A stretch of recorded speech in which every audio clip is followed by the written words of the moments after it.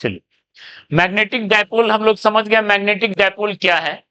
एक छोटा bar magnet, इधर ध्यान दीजिए, एक छोटा बार मैग्नेट या फिर छोटा बार लूप, छोटा लूप, ठीक है, उसका मोमेंट होता है। और ये बिल्कुल इलेक्ट्रिक डायपोल डायपोल के एकदम आइडेंटिकल है, यानी मैग्नेटिक डायपोल एकदम आइडेंटिकल है इलेक्ट्रिक डायपोल के। दोनों रिगार्डिंग में, regarding creation of field, regarding effect experienced bye it.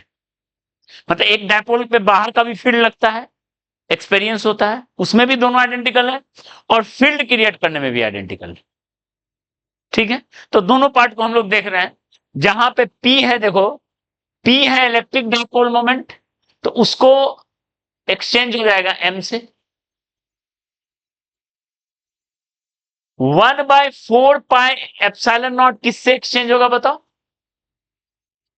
μ0/4π से। 1/ε0 किससे एक्सचेंज होगा जहां भी होगा? μ0 से, ठीक है।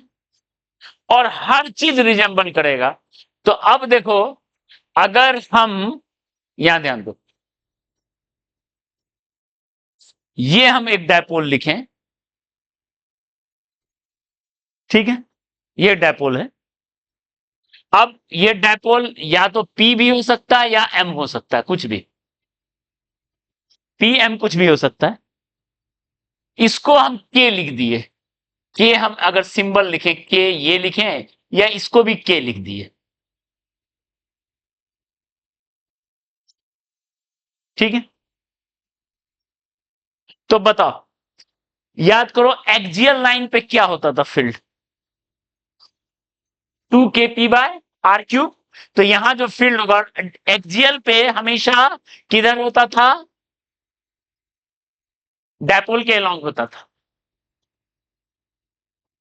बी, ठीक है, क्लियर है। यह है M.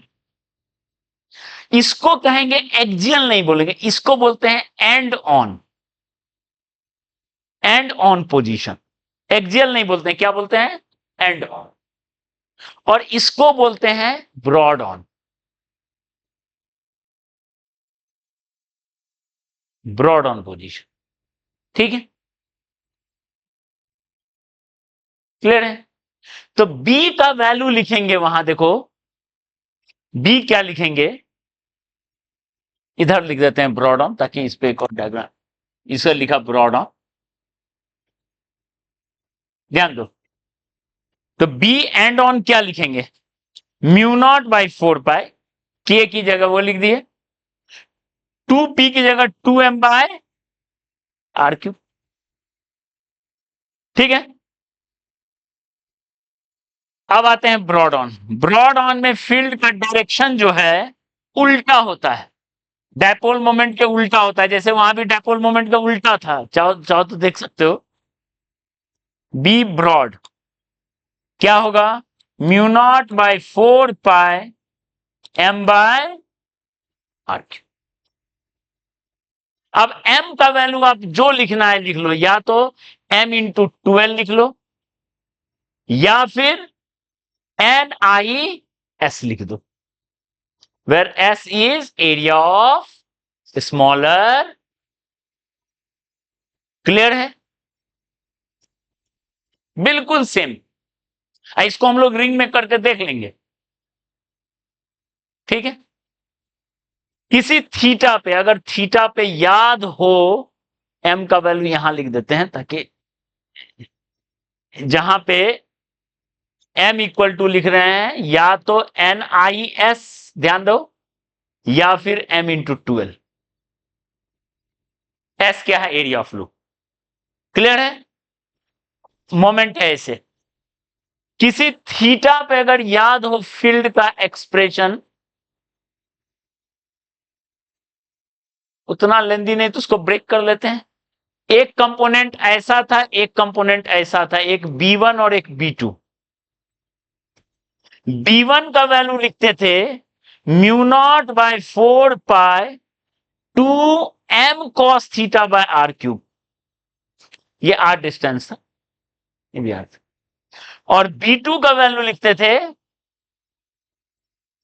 m sin theta by r cube, वहां P लिखते थे।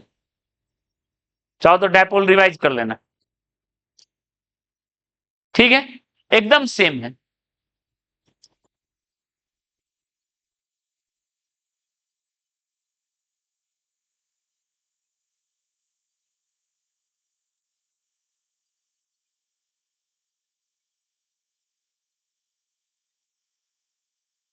क्लियर है?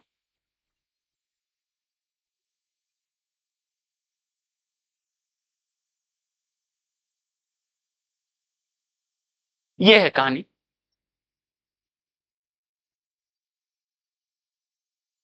ओके, अब देखो, इसको हम वेरीफाई करते हैं रिंग में।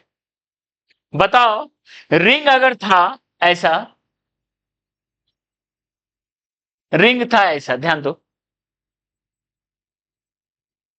इसका m था ऐसे, m का वैल्यू था n i pi r square, था क्या m का वैल्यू? ठीक है, ये m था। तो बताओ, ये वाला लाइन हो गया एक्सियल, ये वाला लाइन हो गया एक्सियल, एंड ऑन हो गया। तो कोई जेड डिस्टेंस पे लगे जहां ये बहुत ग्रेटर है आर से, तभी वो डायपोल की तरह काम करेगा, तभी वो डायपोल की तरह काम करेगा। बहुत दूर चले गए या जेड इधर गए, फार ग्रेटर देन आर, ध्यान दो। तो बी होगा इधर, बी होगा इधर, ठीक है। बी का एक्सप्रेशन एक्सिस पे क्या था, फॉर्मूला बताओ तो? Mu naught by 4 pi 2 ni pi r square by r square plus z square power 3/2। ये किसके बराबर हो जाएगा? R square plus z square किसके बराबर हो जाएगा? Z square. तो ये क्या होगा बताओ?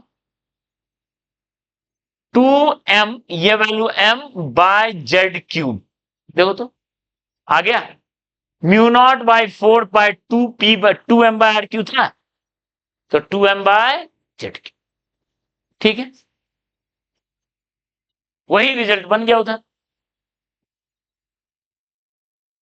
और साथ ही अगर आपको डायपोल का कॉन्सेप्ट पता है, फॉर्मूला से तो रिंग के एक्सिस पे निकाले, पूछा जाएगा यहां क्या होगा, यहां क्या होगा, किसी y डिस्टेंस पे यहां फील्ड क्या होगा, ठीक है।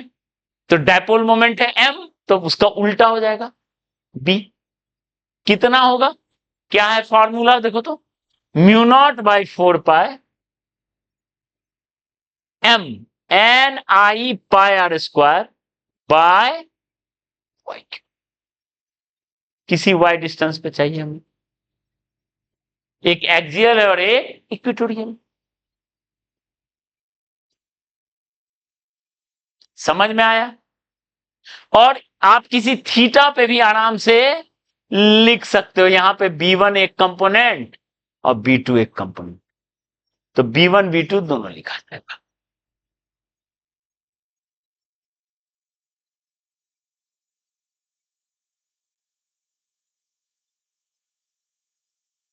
जहां Z बहुत ग्रेटर है, Y भी बहुत ग्रेटर है अर्थ।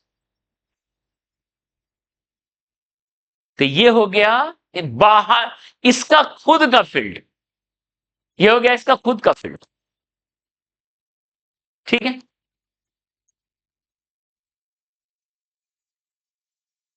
इफेक्ट ऑफ एक्सटर्नल फील्ड,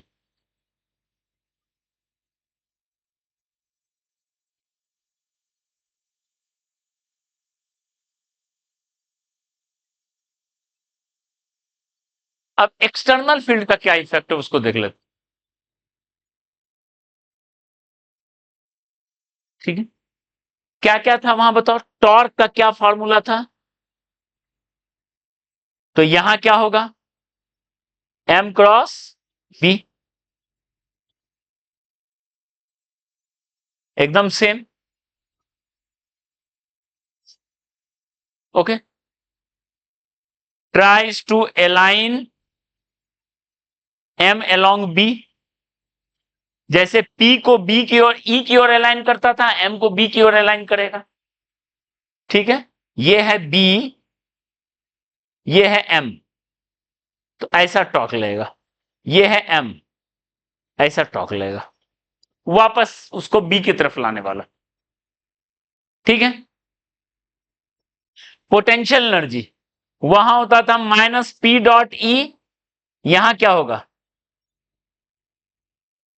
बस m का वैल्यू क्या है, m का कुछ भी हो सकता है वैल्यू, और नॉट ओनली रिंग होगा, कोई भी एस हो सकता है, रेक्टेंगुलर भी हो सकता है, चलेगा, वो डायपोल है। ठीक है, यू का ये वैल्यू क्लियर है।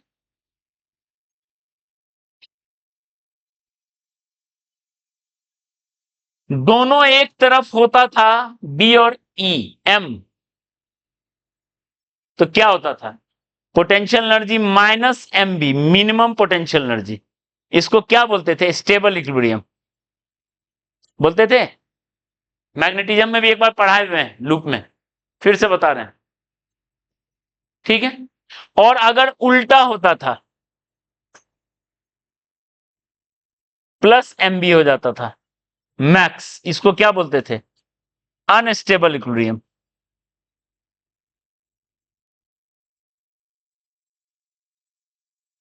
ओके, यहां से क्या होता था, स्टेबल अनस्टेबल। उसके बाद बताओ, अगर स्टेबल से ऑसिलेट होता था,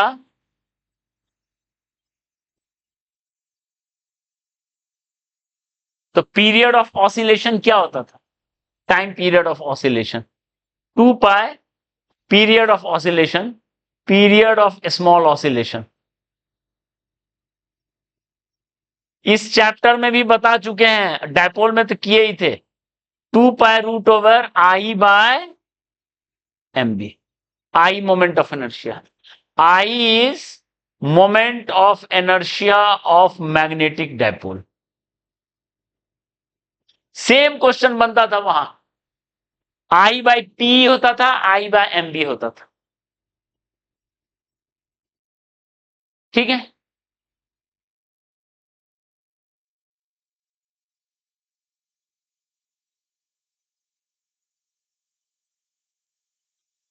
force on dipole in non uniform field.